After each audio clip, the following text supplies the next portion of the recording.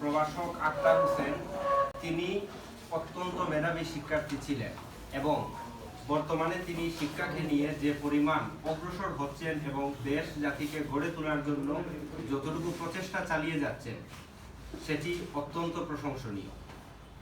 আমি সবাইকে জানিয়ে রাখি, আজকে সভাপতিত্ব যিনি আক্তার হোসেন করতেছেন তিনি অনার্সে রাষ্ট্রবিজ্ঞান বিষয়ে সারা বাংলাদেশের মধ্যে প্রথম স্থান অধিকার করেছিলেন। আজকের অনুষ্ঠানে যারা প্রধান অতিথি, বিশেষ অতিথি সহ যারা এখানে ভলান্টিয়ার হিসেবে আছেন সবাই অত্যন্ত যোগ্য, সৎ এবং সবাই এই সমাজকে সুন্দরভাবে এগিয়ে নিয়ে যাওয়ার জন্য দৃঢ় প্রতিজ্ঞ। তাই আমি আশা রাখি আপনারা সবাই ইয়ুথ হাব কর্তৃক অনেক সহযোগিতা পাবেন এবং ইয়ুথ হাবের সঙ্গে থাকবেন। আমরা চাই দেশ জাতি গঠনের জন্য যে আমাদের শিক্ষার্থী সমাজ, যুব সমাজ তাদেরকে সর্বপ্রথম সচেতন হতে হবে এবং যারা গরিব দুঃখী আছেন তাদেরকে সহযোগিতার হাত বাড়িয়ে দিতে হবে।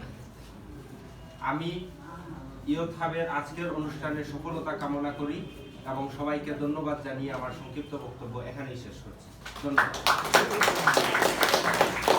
সমাজের যে কল্যাণে কাজগুলো করা দরকার আমরা সেই কাজগুলোর সাথে সম্পৃক্ত হওয়ার চেষ্টা করতেছি। আজকে যারা অতিথিরা আমাদের এখানে আসছেন তাদেরকে অনেক বেশি ধন্যবাদ, তারা তাদের মূল্যবান সময়টা আমাদের জন্য দিয়েছেন। আশা করি সামনের যে ইয়ুথ হাবের যে প্রোগ্রামগুলো থাকবে ওগুলোতে আপনারা আমাদেরকে সময় দিয়ে এবং সব ধরনের সহযোগিতা করে আমাদের পাশে থাকবেন।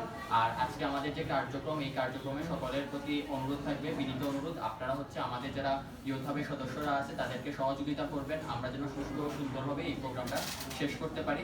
আর আমাদের সুমিতা দেবী